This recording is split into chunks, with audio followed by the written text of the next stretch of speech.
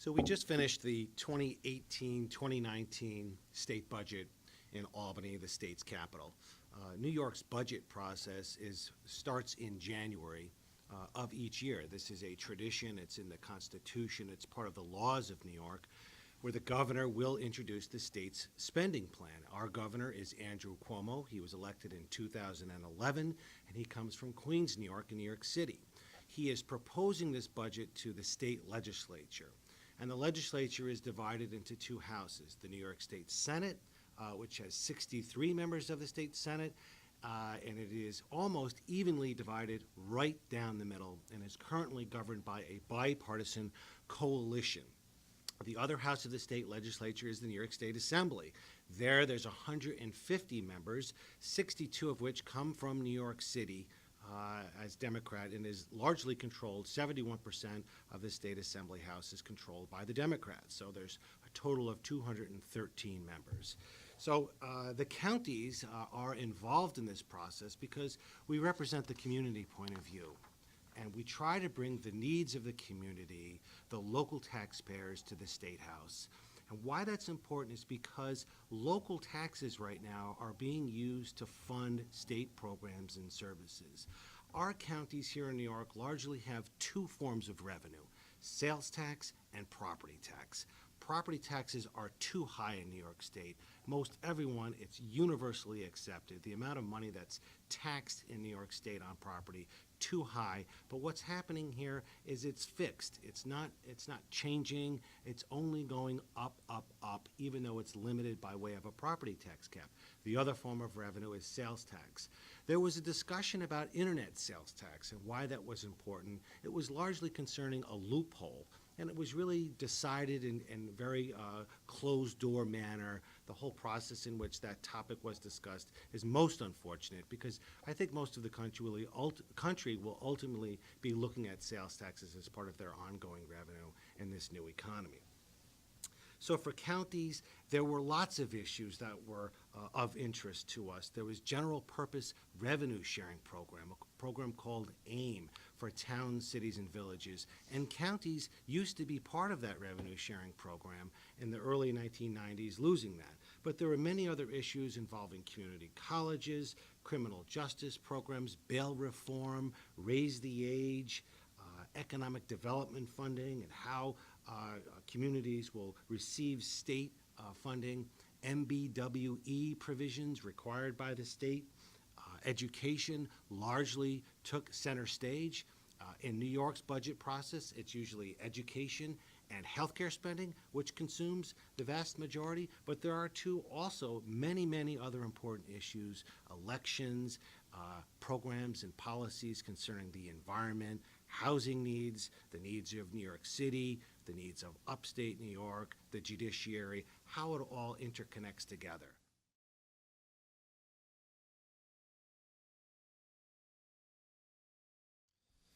Okay, in the budget there was, Medicaid used to be a much bigger issue for counties when we weren't capped in our liability, but today we're capped, but there's still some pretty big issues in the budget on Medicaid.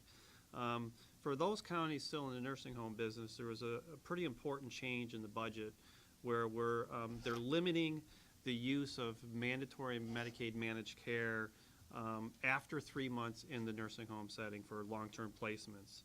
The importance of this is that it will preserve the intergovernmental transfer program for these counties, and the counties are living off of those intergovernmental transfers. Another item in the budget that's smaller on Medicaid is there's a special aid for upstate rural transportation networks that are used to help people get to their medical appointments. That was proposed to be cut by the governor, and now it's back in. On human services, there was a child block grant proposed on New York City only. It was rejected by the legislature. That's important because that could have happened to us in the future. The city did lose state funding for $41 million for the Close to Home initiative. That sets a precedent for us in relation to raise the age funding in the future. And the budget will also require local DSS to provide homeless outreach reporting requirements to the state. Otherwise, they could potentially lose state funding. It is a bureaucratic issue, and local DSS will have to deal with the state on implementing that. On the revenue side, there's some pretty big issues in the budget. The governor proposed almost $1 billion in revenue raisers, and at the end of the day, a lot of these provisions were rejected, but we still ended up with about $600 million or more in revenue items, mainly from two major provisions, which will be discussed later. There's also a big part of the budget was proposals at the state level to mitigate the changes in federal tax laws. These fall into two areas. First, there's proposals by the governor and accepted by the legislature that will help mitigate the impact of SALT on individual taxpayers. The second bucket of tax items related to federal changes is things that directly impacted an individual state tax liability because of federal changes or directly impacted state revenues because of those changes. The first on helping individuals deal with the federal changes because of the loss of federal deductibility on state and local taxes was the states creating two major programs. They're implementing a payroll tax, which can help reduce federal tax liability, as well as address the SALT provisions. And then second, to create charitable trusts, which the state can create, local governments can create, including counties, and money could be put into these charitable trusts in lieu of paying property taxes or income taxes, and that's how that would work. There is a clarifying point, is that the IRS has no official position on either one of these structures that would be in place. The other thing the state did is they had to decouple from the state tax code from the federal code because some of those changes, if you don't delink them, create huge tax liabilities for individual taxpayers or create huge windfalls for certain taxpayers. So they did a series of things to ensure that wouldn't happen. So they decoupled on state and local deductions so people wouldn't be hit with a big tax bill. They also did that for single filers, and they also made changes to ensure the state child tax credit wouldn't balloon to astronomical levels and impact the state financial plan. There's some other major revenue actions, and as we had mentioned, there's about $600 billion or plus in new revenues. $500 million comes from the sale of a not-for-profit health system to a for-profit entity. The state is going to claw back some of that money, about $500 million. There's another $100 million related to an opioid surcharge. The other two big items that directly impacted counties that were rejected was the Internet Sales Tax Conformity Act and the elimination of a sales tax exemption related to energy service companies. These two items combined would have provided a benefit of almost $200 million annually to counties, but they were not included at the end of the day.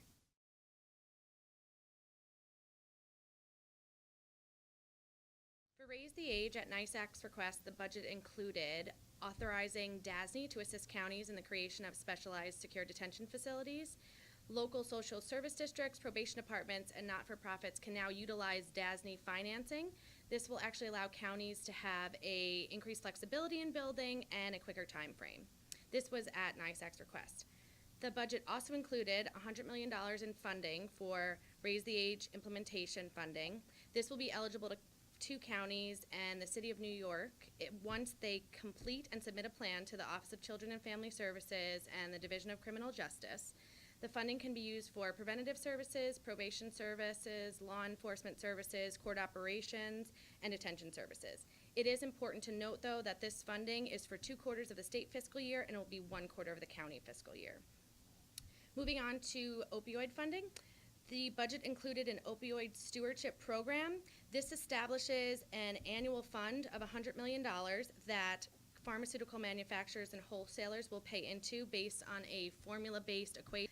The sale of this stuff will be exempt. That includes medically assisted treatment, and palliative care will not be included. The funding that is collected for this will go to services and treatment for opioid addiction and other substance abuse issues. A proposal that NYSAC worked on was included in the budget.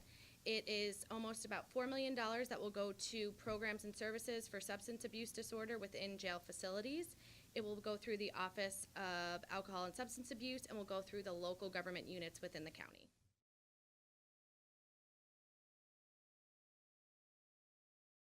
In terms of the election reform proposals discussed as part of the state budget negotiations, the final spending plan rejected a proposal to enact early voting in counties across the state. A deeper analysis of the cost of the provisions indicated that early voting for each election would exceed the $7 million allocated by the governor for county costs. Therefore, at the end of the day, the provision did not make it into the final plan. The legislature also rejected the governor's proposals for automatic voter registration and the ability for New Yorkers to register and vote on the same day, the election day. The election reforms that did make it into the budget include a provision that expand the definition of political communication to include advertisements on the internet and social media sites. Under the new law, the platform accepting the advertisement, such as Facebook, has to confirm that foreign individuals and entities are not purchasing political ads to influence the American electorate. The enacted budget also includes $5 million to implement a strategy to strengthen cybersecurity for New York's elections. It creates an election support center at the state level, develops an election cybersecurity toolkit, provides cyber risk assessments for boards of elections, and requires county boards of elections to immediately report any data breaches.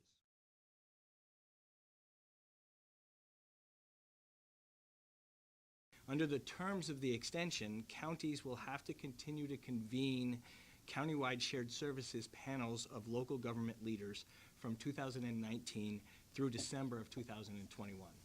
These panels may include the voluntary participation of school districts, BOCES, fire districts, and other special taxing jurisdictions. Under the language of this provision, school districts and BOCES can participate in a shared service agreement without the approval of the state education department. These panels will have to meet at least twice a year and discuss whether or not to put together a new shared services plan, update an old one, or not do a plan at all. Whatever they decide to do will be submitted to the state at the end of the calendar year.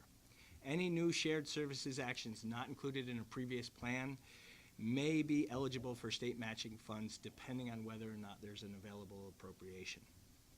The enacted budget includes $225 million in state matching funds for payments to local governments as part of the savings actually and demonstrably realized from new actions that were included in the approved countywide shared services property tax savings plan.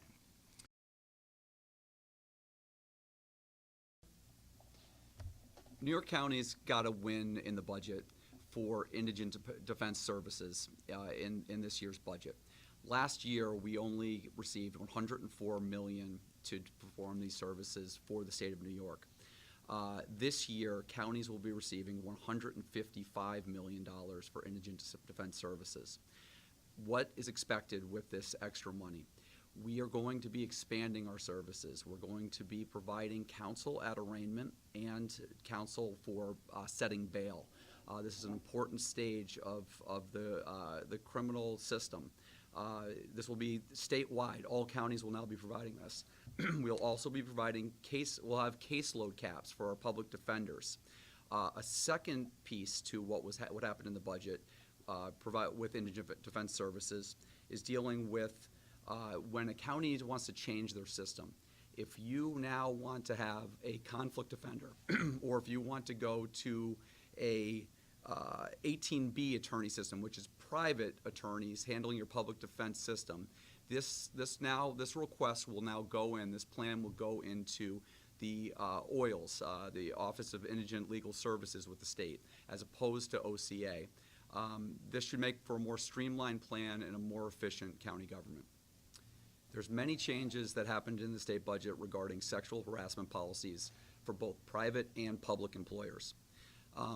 Counties, we are employers, so the first bucket I'm going to talk about is going to be the changes that both your county needs to have occur, as well as private sector employees.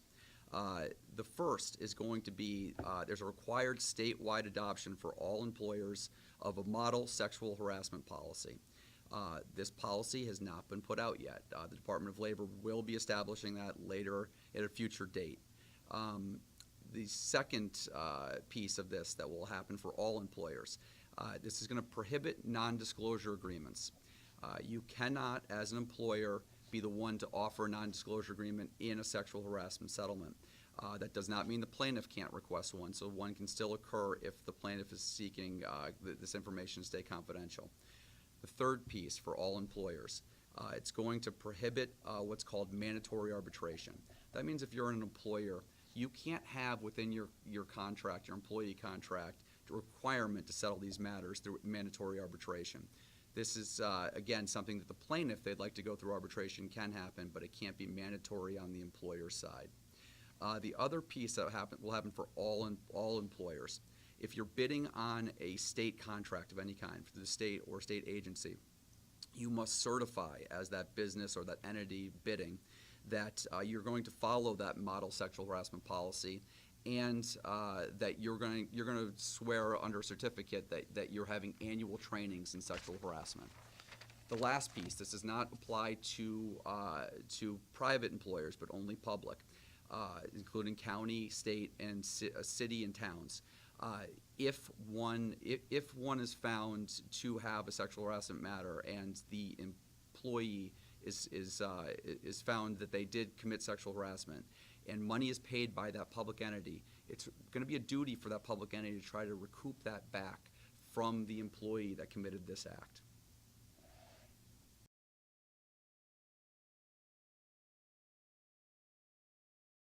To begin with agriculture, the fiscal year 2019 budget provides slightly more grant funding for local agriculture assistance programs compared to last year. There's $34.4 million this year. Last year there was $32.9 million. The budget also incentivizes school districts to purchase more local farm fresh products. It does that by increasing the school lunch reimbursement from 5 cents to 25 cents for every meal that is purchased, with 30% local ingredients, meaning they were from New York farmers or producers or growers. In relation to the environment, the fiscal year 2019 budget includes $65 million to combat harmful algal blooms, or HABs, in upstate New York water bodies.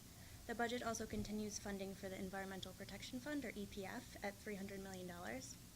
Several environmental proposals did not make it into the final budget. This includes the Assembly and Senate proposals to create a statewide paint stewardship program, the governor's proposal to have an Empire Forest for the Future initiative, and the governor's food diversion proposal. So moving on to economic development, the budget provides $750 million for the 8th round of REDC, Regional Economic Development Council Awards. The budget also establishes a new workforce development initiative that's funded at $175 million. The budget provides $100 million for the 3rd round of Downtown Revitalization Initiative projects. The state's MWBE program, that stands for Minority and Women-Owned Businesses, is extended for another year, and the proposals to extend that initiative were rejected in the final budget. The state will also establish a 16-member commission tasked with ensuring an accurate count in the 2020 census.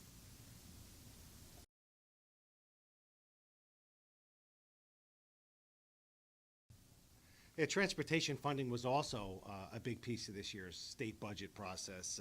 Again, very thankful from the community's point of view. We have roads that are deteriorating, bridges in need of major repair.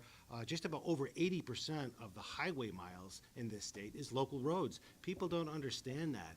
Across the state, certainly in the State House of Albany, the Capitol building here, setting aside an additional $65 million for the extreme winters and addressing those potholes. We're very grateful that the legislature stepped up, the governor supporting this request. There was another capital program called the State and Municipal Facilities Program. This is a very important sort of catch-all capital fund that is largely going to be distributed by way of member items or state members of the legislature requesting of their leadership and of the governor to address a certain capital project.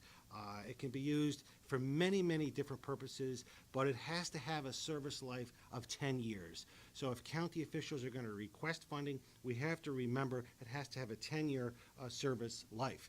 We are encouraging county leaders to compile these lists immediately and then suggest things, equipment, various projects in your communities. Again, work through your member of your state legislature, and this included an additional $90 million in this year's state budget.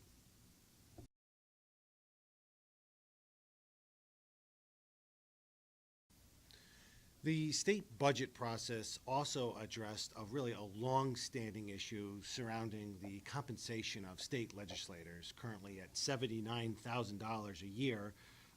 for, really, it's a job year-round. I mean, I think it's widely accepted, even though they're in Albany from January to really June, it's really a full-time job. But interestingly, the governor also included executive employees this time. So I think that this pay raise commission or legislative commission here will include the chief judge of the state of New York, the city and state controllers, and also former city and state controllers. And they're going to examine really and benchmark executive employees and legislators' salaries. And hopefully they can also include the salaries of the district attorney, because they are really on behalf of the people of the state of New York, working for the state of New York. And they recently were required to receive a pay raise, and that should be paid for by the state. So I want to direct our members, the county officials, others that might be viewing this, to our website. And if you go to our website, you can find the more detailed analysis of the state budget.